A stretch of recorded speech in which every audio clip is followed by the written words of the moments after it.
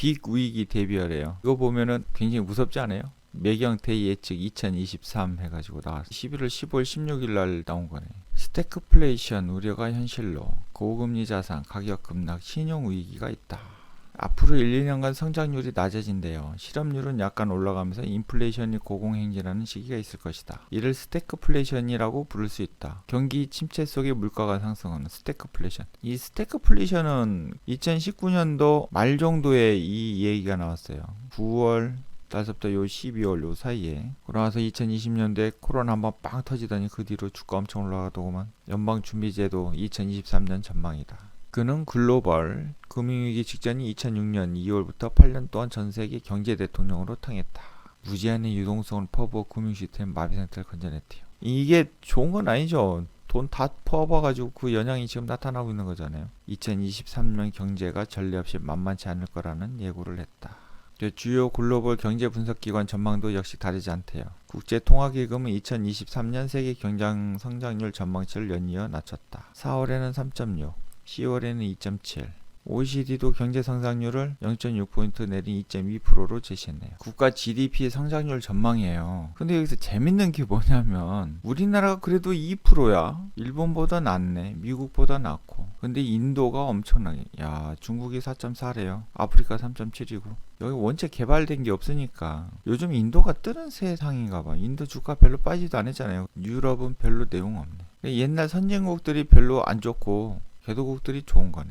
세계 평균 2.7, 선진국 1.1, 신흥 개도국 평균 3.7이에요. 그래도 한국은 양호하네. 중국이 이렇게 발전한다 하면 한국 더 발전하지 않을까요? 우리 중국의 영향 크잖아요. 물론 미국의 영향도 크지만 인도 쪽 이쪽 동남아 쪽 우리나라 영향 크죠. 상대적으로 커지지 않을까요? 아프리카는 중국이 많이 잡고 있어가지고 서아시아 쪽도 발전을 하겠죠. 이쪽에 있는 네옴시티 우리나라가 하게 되면 상당수 많이 올라가지 않을까요? 우리나라 언론이 너무 많이 떠드는 것 같아. 상대적으로 보면 뭐 크게 문제될 건 없는데. 환율은 1340원에서 1410원 정도다. 지금 현 상태를 유지한다는 거잖아요. 1716에서 1600은 1900이면 너무 갭 차이가 크지 않나? 미국은 조심해야 될 것 같아. 미국 주식 조심하세요. 우리나라는 이렇게 돼서도 상대적으로 저평가되어 있기 때문에 경제가 뭐 좋든 안 좋든 별 큰 차이가 없을 것 같아.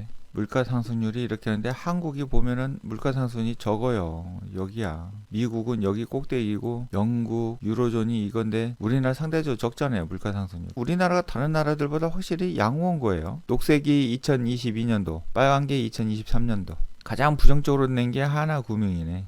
그래도 평균 2%는 되네. 근데 2022년도에 경제성장률 이렇게 봐서 이렇게 했는데 주가 어떻게 됐어요? 주가가 올라갔나요? 떨어졌나요? 2022년도 주가 어떻게 됐어요? 상승했나요? 신기하지 않아요? 경제성장률이 이렇게 됐다고 하는데 왜 주가가 왜 떨어졌지? 21년도에는 이거보다 높았나요? 아니요, 이거보다 안 높았어요. 옛날에 제가 보여줬던 경제성장이 있었는데 2020년 세계 경제성장률 마이너스 3.0%로 전망했어. 20년도 1월 전망 대비 마이너스 6.3%나 떨어진 거예요. 4월 정도니까 3개월 만에 이렇게 더 떨어진 거예요. 올해 세계 경제 1930년대 대공황 이후 최악의 경기 침체에서 나왔어. 21년도 5.8% 해가지고 최대의 경제 성장률이 일어난다고 얘기를 한 거예요. 그런데 20년도에 주가 엄청나게 올라갔죠.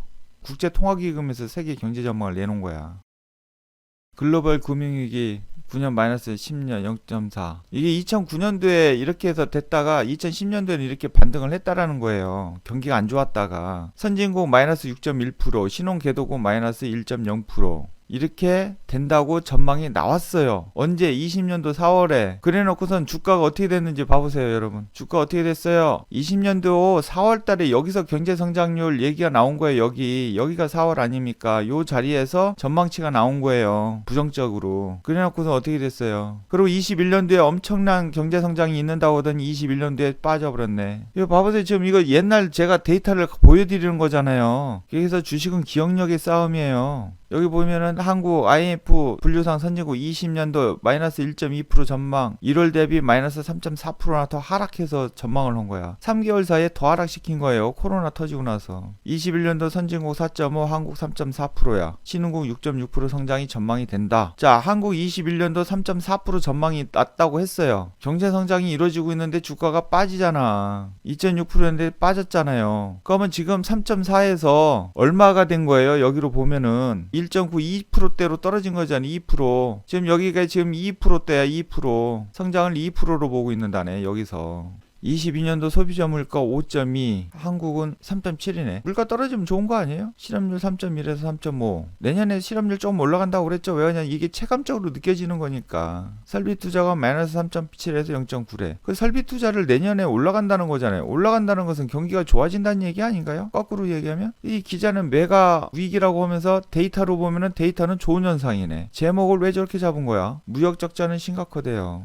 2019년도에도 무역 적자 엄청나게 심각했습니다. 21년도도 여기 내려왔었으니까 안 좋았었구만. 신흥국 FTA 수출 구조 개선할까? 발효가 이렇게 되고 서명 타결됐네. 인도네시아, 이스라엘, 캄보디아, 필리핀, 싱가포르. 좋은 현상이네. 협상 중인 것들도 여기 많네. 신규 재개되는 거 뭐 러시아하고도 에콰도르, 말레이시아. 돈 되는 나라는 다 하고 있구만. 우리나라 대단해요. 이런 거 하는 거 보면. 2019년도에도 이랬었어요. 한국이 21년도 2.7% 마이너스 1.2였다가 근데 이때부터 올라간 거잖아요. 21년도 때 여기 치고선 다 떨어진 거잖아. 이게 뭐예요? 주식은 꿈을 먹고 가는 거야. 옛날 과거 걸 봐보세요. 잘 봐보세요. 이때 당시에 제가 한국이 조정폭이 가장 찍다고 하면서 이걸 제가 보여드렸다고. 그러면서 뭐라고 그랬어요? 한국이 1등이다 세계에. 주가 굉장히 많이 갈 거다 하고 제가 얘기를 했었습니다. 그런데 엄청나게 갔었죠. 이때 당시에. 그러면서 지금이 기회라고 막 얼마나 소리를 질렀습니까? FTA 발효 효과 해가지고 이거 2020년도 1월달 정도에 해서 제가 보여드린 거야. 2020년 1월달이면 경기 안 좋아서 19년도 완전 우리나라 개판이라고 할 때 한 거예요. 헬조선이라고 했을 때. 발효국가에서 유럽, 터키, 인도에서 이렇게 많이 하고 있었다고요. 그러면서 우리나라 대한민국 대단한 나라니까 걱정하지 마라 하면서 투자해야 됩니다. 협상 중에 이렇게 있고. 제가 다 보여드렸었다고. 지금 우리 여기도 똑같게 하고 있잖아요. 잘. 그러고 지금 뭘 했어요? 여러분 네옴시티 했잖아. 네옴시티. 여러분 네옴시티를 우습게 생각하지 마요. 그러니까 우리나라도 어떻게 돼? 지금 굉장히 안 좋은 악재인 뉴스 속에서 또 이런 좋은 호재들이 일어나고 있다는 것은 여러분 긍정적으로 생각을 해요. 옛날 과거 역사를 봐봐요. 그러고 나서 주가 많이 갔잖아. 제가 눈이 그러잖아요. 우리나라 주가 많이 간다고. 물론 금투세가 복병이긴 해요. 자, 코로나 이후 키워드 변화 보세요. 2020년대 경제 봉쇄하고 21년대 백신을 했습니다. 그러고 고물가, 물가 완화가 일어났는데 중요한 것은 뭐예요? 여기서는 주가가 많이 올라가고 여기서는 주가가 대폭락을 해버린 거잖아.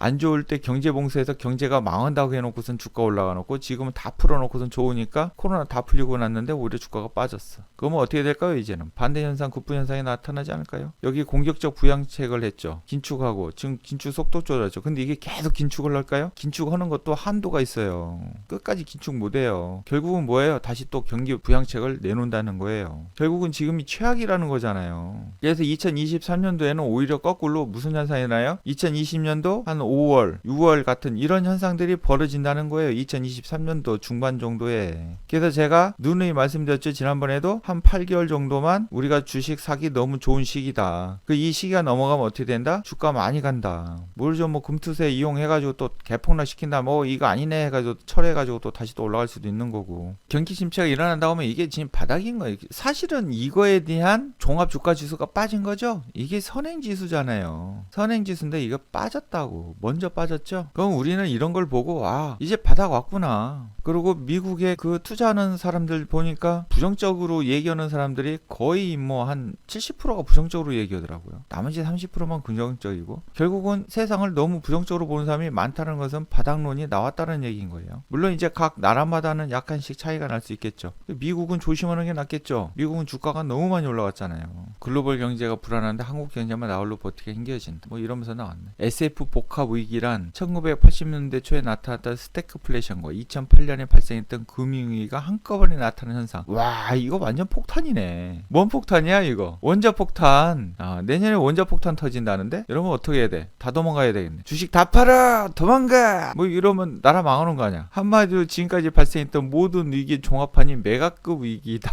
한번 보자고요. 시장이 어떻게 바뀌는가. 제가 설명한 내용 듣고 물론 제 얘기가 이거 해석한 것이 100% 맞다 안 맞다 여기 있는 뉴스가 이게 틀리다 맞다 그걸 따지자는 게 아니에요. 제가 틀릴 수도 있고 이게 맞을 수도 있고. 그런데 제 견해로 봤었을 때는 옛날 과거 역사상으로 제가 20년 넘게 투자해오면서 항상 이런 패턴을 반복을 했다라는 거예요. 반복. 중요한 것은 이거예요. 그래서 저는 기억력으로 봤었을 때 항상 이런 일이 나오고 나면 반등이 세게 나오더라고. 그리고 항상 좋은 뉴스가 나와서 굿 뉴스가 나오면 항상 주가는 빠지더라고. 변함없이. 그게 우리 차트상에서도 잘 나타나 있어요. 항상 대한민국 망하다 하면서도 주가 올라갔고, IMF 터졌는데도 불구하고 올라갔어. 빌딩 무너지고 뭐고 뭐 세계 뭐 테러리 난다 했어도 올라가고, 카드 대란사 때 터졌어도 주가 올라갔어요. 금융위기 왔는데 주가는 올라갔어. 그리스 사태 터지고 안 좋고 해도 그래도 가는 종목이 있었었죠. 코로나 터졌어도, 여기 뭐 북한 뭐 영국 브렉시트 하면서 뭐 난리 나고 했어도 이게 올라갔었다고요. 최악일 때는 별의별 뉴스가 다 나와요. 그런데 주가는 반등해서 올라. 이게 역사의 현실이에요. 그런데 사람은 이걸 망각을 해요. 들어도 망각을 해. 왜냐하면 현실로 눈에 보이는 것만 보기 때문에 그래요. 믿음은 보이지 않는 것들의 현상이다. 여러분, 보이지 않는 것을 볼 줄 아는 것이 믿음인 거예요. 그래서 믿음은 아무나 가질 수 있는 게 아닌 겁니다. 그래서 믿음을 잘 가지고 계시면, 그 믿음이라는 것은 긍정적인 생각 속에서 나오는 거죠. 거기에 맞는 원칙을 잘 강구를 하고 믿음을 가지고 시장에 대응을 한다 보면 분명히 좋은 일이 발생이 된다. 물론 시장은 가는 과정 속에 그냥 가지는 않죠. 들락달락 하면서 갑니다. 여기에 너무 동요될 필요는 없다라는 거예요.